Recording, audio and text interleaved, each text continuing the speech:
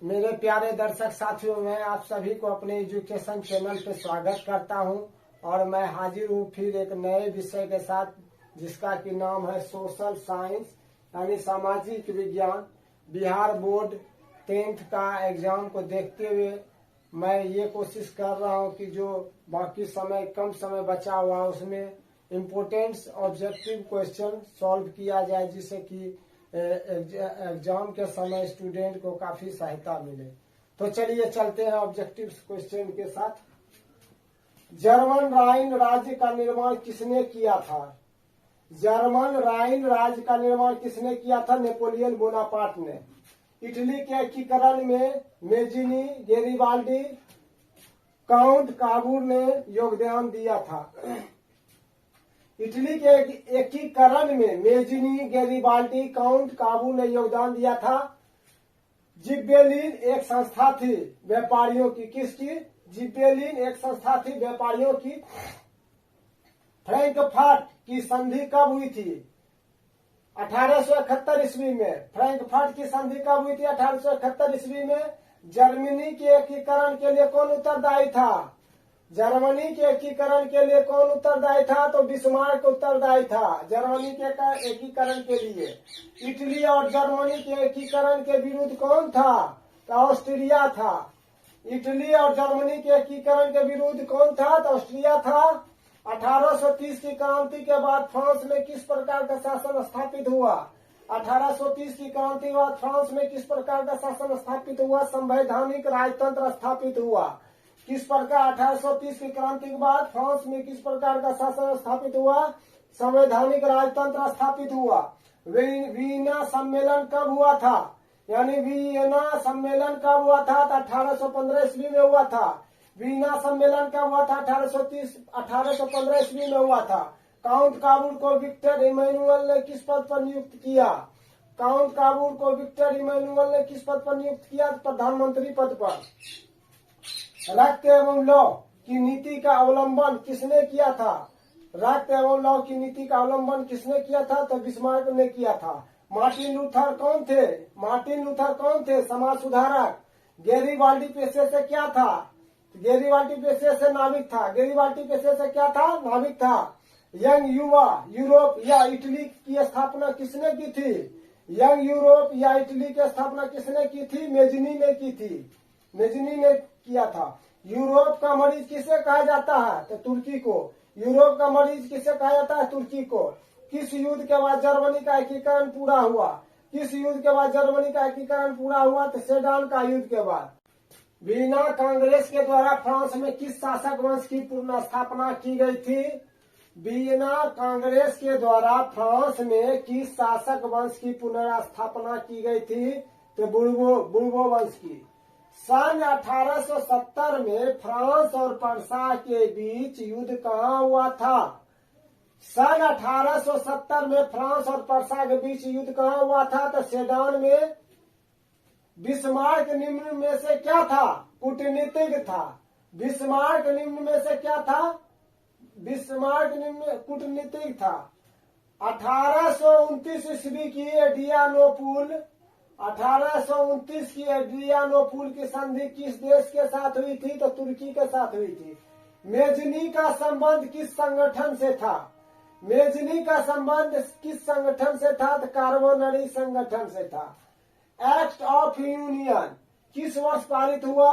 Act of union किस वर्ष पारित हुआ? तो सन 1688 ईस्वी में। रूस की बोल्शेविक क्रांति का नेतृत्व किसने किया? तो लेनिन ने किया। रूस की बोल्शेविक क्रांति का नेतृत्व किसने किया? लेनिन ने किया। विश्व का पहला समाजवादी देश था रूस। विश्व का पहला समाजवादी देश क्या था? रूस। रॉबर्ट ओवेन कहाँ का निवासी था? तो ब्रिटेन का। रॉबर्ट ओवेन कहाँ का निवासी था? तो ब्रिटेन का। समाजवादियों की बाइबिल किसे कहा जाता है? तो दास कैपिटल को। समाजवादियों की बाइबिल किसे कहा जाता है? दास कैपिटल को। युद्ध और शांति यानी वार एंड पीस पुस्तक किसने लिखी? टॉल्स्टॉय ने। युद्ध और शांति यानी वार एंड पीस पुस्तक किसने लिखी? टॉल्स्टॉय ने। कार्ल मार्क्स की पुस्तक का नाम है दास कैपिटल या कम्युनिस्ट मैनिफेस्टो। कार्ल मार्क्स की पुस्तक का नाम है Das Kapital communist manifesto. Bharat में राष्ट्रीय आय की गणना कौन करता है? केंद्रीय सांख्यिकी संगठन सीएसओ। भारत में राष्ट्रीय आय की गणना कौन करता है? केंद्रीय सांख्यिकी संगठन सीएसओ। कार्ल मार्क्स का जन्म कहाँ हुआ था? जर्मनी में। कार्ल मार्क्स का जन्म कहाँ हुआ था? तो जर्मनी में। बोल्शेविक क्रांति कब हुई थी? नवंबर 1917 में। बोल्शेविक क्रांति कब हुई थी? नवंबर 1917 में। दास कैपिटल का प्रकाशन किस वर्ष हुआ था? तो 1867 में। दास कैपिटल का प्रकाशन किस वर्ष हुआ था? तो 1867 में। साम्यवादी घोषणा पत्र के लेखक कार्ल मार्क्स थे। साम्यवादी घोषणा पत्र के लेखक कौन थे? तो कार्ल मार्क्स थे। ब्रेस्ट-लिटोवस्क की संधि किन देशों के बीच हुई थी? रूस और जर्मनी के बीच। ब्रेस्ट-लिटोवस्क की संधि किन देशों के बीच हुई थी? रूस और जर्मनी के बीच। रूस में जार का अर्थ क्या होता है? रूस में जार का अर्थ क्या होता है? रूस का सम्राट। रूस में जार का अर्थ होता है रूस का सम्राट। रूस में कृषक यानी दास प्रथा का अंत कब हुआ? रूस में कृषक यानी दास प्रथा का अंत कब हुआ? सन 1861 में। लाल सेना का गठन किसने किया था? ट्रोट्स्की ने। लाल सेना का गठन किसने किया था? ट्रोट्स्की ने। लेनिन की मृत्यु कब हुई थी? 1924 में। लेनिन की मृत्यु कब हुई थी? 1924 में। उत्तरी एवं दक्षिणी वियतनाम का एकीकरण कब हुआ था? 1975 में। उत्तरी एवं दक्षिणी वियतनाम का एकीकरण कब हुआ था? 1975 में। भारत में हिंद चीन पहुंचने वाले प्रथम व्यापारी कौन थे? पुर्तगाली। भारत में हिंद चीन पहुंचने वाले प्रथम व्यापारी कौन थे? पुर्तगाली। अंकोर वाट का मंदिर कहाँ स्थित है? कंबोडिया में।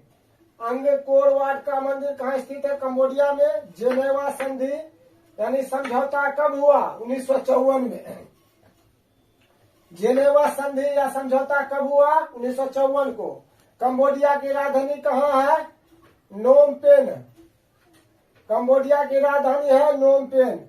हिंद चीन में कोलोन किन्हें कहा जाता था? फ्रांसीसी नागरिकों को। हिंद चीन में कोलोन किन्हें कहा जाता था? फ्रांसीसी नागरिकों को। अंकोर वाट के मंदिर का निर्माण किस शासक के द्वारा करवाया गया?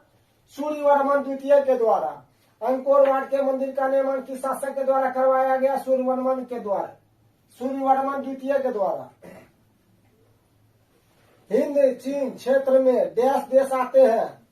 यानी कंबोडिया वियतनाम लाओस। हिंद चीन क्षेत्र में डैश देश आते हैं? Cambodia Vietnam Laos.